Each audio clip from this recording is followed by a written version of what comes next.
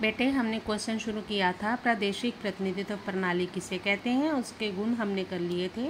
आज हमारा क्वेश्चन है प्रादेशिक प्रतिनिधित्व प्रणाली के दोष, demerits of the system of territorial representation. ये है आज हमारा क्वेश्चन। पहले तो बेटे याद है आपको प्रादेशिक प्रतिनिधित्व प्रणाली में मैंने आपको बताया था कि प्रादेशिक प्रतिनिधित्व प्रणाली वो प्रणाली होती है जिसमें पूरे प्रदेश में रहने वाले जो मतदाता होते हैं, चाहे वो किसी भी व्यवसाय से संबंधित क्यों ना हो, अपने लिए मिलकर एक ही प्रतिनिधि का चुनाव करते हैं। आज है उसके दोष। देखिए बेटे, सबसे पहले तो इसका जो दोष है कि एक क्षेत्र में रहने वाले समस्त लोगों के हितों में समन्वय नहीं होता, मतलब तालमेल नहीं होता। जो इंटरेस्ट्स हैं वो सारे पर्सन जो उधर होते हैं, पर्टिकुलर एरिया में रहते हैं, वो एक दूसरे के एक समान नहीं होते।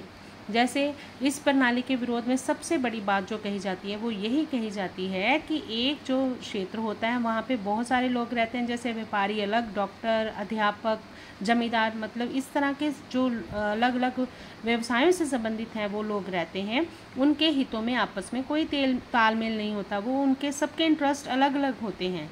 जब एक ही प्रतिनिधि जब सभी वर्गों के हितों का प्रतिनिधित्व करेगा तो वो ठीक नहीं कर पाएगा, क्योंकि उसके लिए सभी हितों में तालमेल बैठाना भी मुश्किल हो जाएगा। इसका सबसे बड़ा दोष यही है। इसलिए इसके आलोचक जो हैं इस प्रणाली के, वो ये कहते हैं कि प्रादेशिक प्रतिनिधित्व प्रणाली खत्म करके व्यावसायिक प्रतिनिधित्व प्रणाली शुरू कर देनी चाहिए। मैंने आपको पहले भी बताया था, मैं रिपीट कर रही हूँ। व्यावसायिक प्रतिनिधित्व प्रणाली में ये होता है कि अगर उस प्रदेश में डॉक्टर रहते हैं, वो अपना अलग प्रतिनिधि चुनेंगे, अध्यापक अलग चुनेंगे, व्यापारी अलग चुनेंगे, किसान अलग चुनेंगे, मतलब सारे लोग अपने लिए अलग प्रतिनिधि चुनेंगे जो उनके हितों का प्रतिनिधित्व करता होगा। ये इसका पहला दोष था। दूसरा दोष है इसका सेकंड, जो क्षेत्रीय प्रतिनिधित्व है, ये प्रणाली क्षेत्रीय प्रतिनिधित्व भी नहीं करती बल्कि हितों का प्रतिनिधित्व करती है। मतलब इस प्रणाली के लिए ये कहा जाता है कि ये पूरे प्रदेश के लोगों का प्रतिनिधित्व करती है, जबकि ये बात गलत है। ये सिर्फ जिस मान लो जो प्रतिनिधि चुना गया है ना, उसका मेन उद्देश्य होता है जिस वर्ग से वो संबंध रखता है, सिर्फ उन्हीं इंटरेस्ट का रिप्रेजेंटेशन वो दे वहाँ पर। तो इसलिए ये कहना बिल्कुल गलत है कि अलग अलग वर्गों के हितों का प्रतिनिधित्व एक व्यक्ति कर सकता है, ना ही किसी विशेष वर्ग के हितों का वो प्रतिनिधित्व करता है, बल्कि उसके द्वारा सिर्फ एक अपने वर्ग का ही प्रतिनिधित्व किया जाता है। इसलिए व्यावसायिक प्रणाली को ही लागू किया जाना चाहिए ताकि सभी वर्गों को जो है वो प्रतिनिधित्व मिल सके। ठीक है। तीसरा दोष ये है, राष्ट्रीय हितों के लिए ये हानिकारक होती है, नेशनल इंटरेस्ट के लिए हार्मफुल होती है।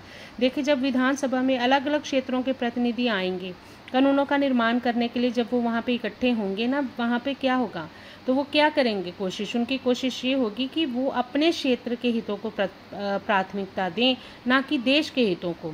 वो कोशिश ही ये करेंगे कि कानून ऐसे बने जो उनके क्षेत्र के लोगों का विकास कर सके, देश के हितों को वो पीछे रखेंगे।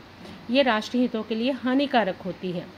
लास्ट है, इस प्रणाली का दोष ये भी है कि कम गिनती से जो जीतता है ना, मत प्राप्त करने वाला जो उम्मीदवार होता है वो भी जीत जाता है। एग्जाम्पल देखें बेटे, मान लो 100 मत है, एक को 40 मिले हैं, बाकी जो 4 उम्मीदवार थे तीनों को 20-20 मिले हैं, तो 60 एक तरफ है तो 40 एक तरफ। जीतना किसने है? 40 वाले ने।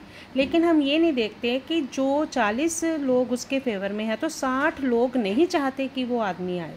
लेकिन फिर क्या है, क्योंकि इसमें दोष है ये प्रणाली का कि स्पष्ट बहुमत लेने के लिए रोका ही नहीं जाता। ये कोशिश ही नहीं की जाती कि व्यक्ति स्पष्ट बहुमत लेने के बाद ही जीतेगा। इसमें क्या है, जिसने सबसे ज़्यादा वोट प्राप्त कर लिए उसे विजयी घोषित कर दिया जाता है। होना तो ये चाहिए स्पष्ट बहुमत। मैं एक बार फिर से रिपीट कर रही हूँ, मैंने पहले भी बताया आपको कि आधे से एक ज़्यादा वोट, मान लो जैसे 100 वोटें थी तो 50 से एक भी अगर वोट ज़्यादा ले लेता है, मतलब 51 वोट ले लेता है कोई, तो कहते हैं कि उसे स्पष्ट बहुमत मिला है, मेजॉरिटी है उसकी। लेकिन इसमें ऐसा नहीं है। इस प्रणाली में मैंने आपको जैसे एग्जांपल दी है कि 40 वोटें ले ली हैं जिसने, तो 60 लोग उसके फेवर में नहीं है, लेकिन फिर भी वो वाला व्यक्ति ही विजयी घोषित करके उम्मीदवार चुन लिया जाता है। तो कंक्लूजन क्या है, निष्कर्ष क्या है? अभी हमने इस क्वेश्चन का इसके दोष भी पढ़ लिए हैं, गुण भी पढ़ लिए हैं। चाहे इस प्रणाली में दोष बहुत हैं, लेकिन फिर भी जो लोग ये कहते हैं कि भारत में प्रादेशिक प्रतिनिधित्व प्रणाली को ख़त्म करके व्यावसायिक प्रतिनिधित्व प्रणाली जो है लागू कर देनी चाहिए, तो ऐसा बेटे सोचना भी गलत है। ज़रूरत है हमें इसके दोषों को दूर करने की, क्योंकि ये प्रणाली व्यावसायिक प्रतिनिधित्व प्रणाली से कहीं ज़्यादा अच्छी है। तभी तो विश्व के जो मैक्सिमम देश हैं उन्होंने इस प्रणाली को ही अपनाया हुआ है। ओके बेटा।